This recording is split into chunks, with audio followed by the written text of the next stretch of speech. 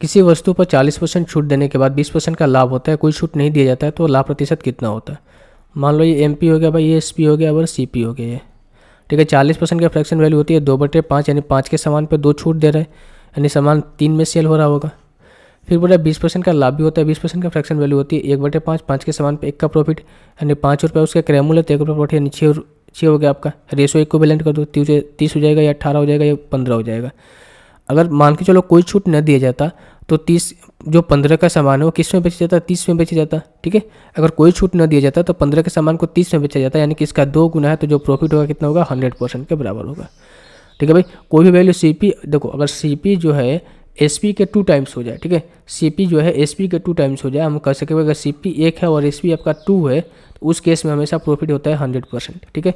अगर देखो ये थोड़ा सा स्टैंडर्ड चीज़ें हैं, आपको ये चीज़ मालूम होना चाहिए, ऐसा नहीं कि आप इसको करके लिख कर करो भाई, उसमें समय लगेगा। और दूसरा केस ये भी हो सकता है, अगर CP आपका 1 है और SP आपका कितना होगा? 1.5 है, इस केस में प्रॉफिट हमेशा कितना होता है? 50% का प्रॉफिट होता है, ठीक है भाई।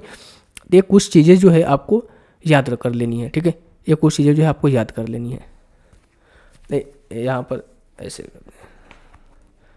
देखो SP1 है और CP1 है और SP आपका 3 है, ठीक है। तो इस केस में इसको 2 मानते, CP 2 है और SP आपका 3 है, तो इस केस में प्रॉफिट कितना का होता है भाई? 50% का प्रॉफिट होता है, ठीक है, 50% का प्रॉफिट होता है।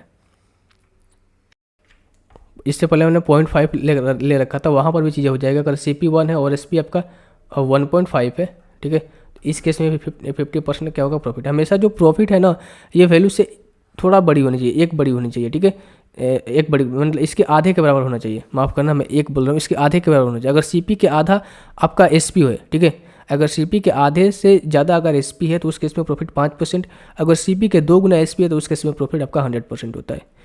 बात आपको समझ में आ रही होगी, क्लियर हो रहा होगा?